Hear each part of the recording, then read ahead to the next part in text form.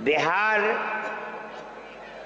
اور چندرا بابو نائیڈو، میں ان کو دعوت دوں اور وہ جمعیت علماء ہند کی دعوت کو قبول کریں۔ مسلمانوں کے جذبات اس مسئلے سے کتنا جڑے ہوئے ہیں وہ اپنے بنگلوں میں، بالا خانوں میں اور اسمبلی کے ہالوں میں بیٹھ کر کبھی نہیں سمجھ سکتے۔ اگر وہ عبرت اور نصیحت لے سکتے ہیں تو آج مسلمانوں کا یہ جم غفیر انہیں بتا سکتا ہے کہ وقف ترمیمی بل اور جو حالات ملک میں پیش آ رہے ہیں، مسلمان کا دل و دماغ کیا سوچ رہا ہے اور کس طرح ان حالات کو اپنی آنکھوں سے دیکھ رہا ہے۔ مگر یہ بات نہیں ہو سکی۔ پھر بھی میں نائیڈو جی کا شکریہ ادا کرتا ہوں، اور اس لیے کہ بی جے پی حکومت اصل یہ ہے کہ ملک میں ملک کے بسنے والوں نے ہرا دیا اس کو۔ ان حالات کو ملک نے قبول نہیں کیا، لیکن اپنے دو اتحادیوں کی بیساکھی کے اوپر بی جے پی گورنمنٹ بیٹھی ہے۔ ان میں بڑی مضبوط بیساکھی چندرا بابو کی ہے اور ایک بہار کے اندر ہے۔ میں نے دعوت نامہ بھیجا، لیکن انہوں نے معذرت کر دی، لیکن اپنی پارٹی کے نائب صدر نواب جان صاحب کو بھیجا یہاں۔ میں اسے بھی بہت بہترین نظر سے دیکھتا ہوں۔ میں یہ سمجھتا ہوں کہ مسلمانوں کے جذبات جو ادھر سے لے کر ادھر تک، یہ جم غفیر اپنے دل کی آواز گویا کہ دل کو نکال کر دکھلا رہا ہے، ترجمانی یہ جا کر کے کریں گے۔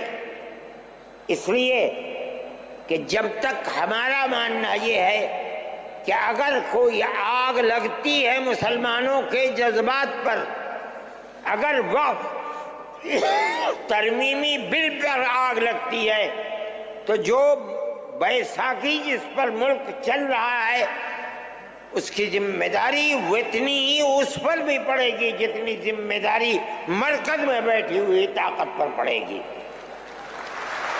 یہ بیٹھے ہوئے ہیں، میں ان کی تشریف آوری پر شکریہ ادا کرتا ہوں، اور میں سمجھتا ہوں کہ مسلمان کے یہ جذبات وہاں تک پہنچیں گے، اور جمعیت علماء نے یہ وہاں کی جمعیت کے ذمہ دار بیٹھے ہوئے ہیں۔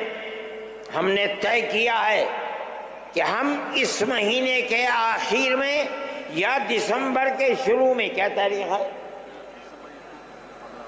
1 دسمبر یا 15 دسمبر کو ہم وہاں بھی جمعیت علماء کی طرف سے کڑپا میں، جو چندرا بابو نائیڈو کا وطن ہے، ہم وہاں انشاءاللہ 5 لاکھ مسلمانوں کو جمع کریں گے اور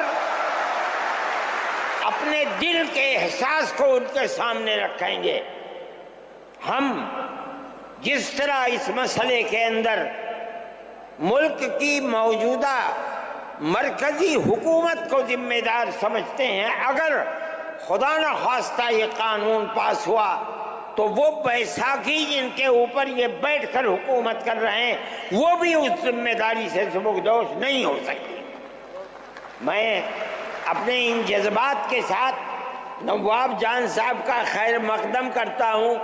یہ نائیڈو جی کے نائب ہی سمجھیے، ان کی پارٹی کے نائب ہیں، اور مولانا خالد صاحب مسلم پرسنل لا بورڈ کے صدر ہیں۔ مولانا کا تعلق بھی تشریف رکھیں ان تمام مسائل سے ہے جو مذہبی مسائل ہیں اور مسلمانوں کے خلاف اٹھائے جاتے ہیں۔ حضرت مولانا کی تقریر بھی آپ اس موضوع پر سنیں گے، اور سب سے بہترین مسلمانوں کی طرف سے اس بل کے خلاف جو چیئرمین کے سامنے اور مجلس کے سامنے اس مدعا کو رکھنے والے ہیں وہ ہمارے ورکنگ کمیٹی کے ممبر اور سپریم کورٹ کے وکیل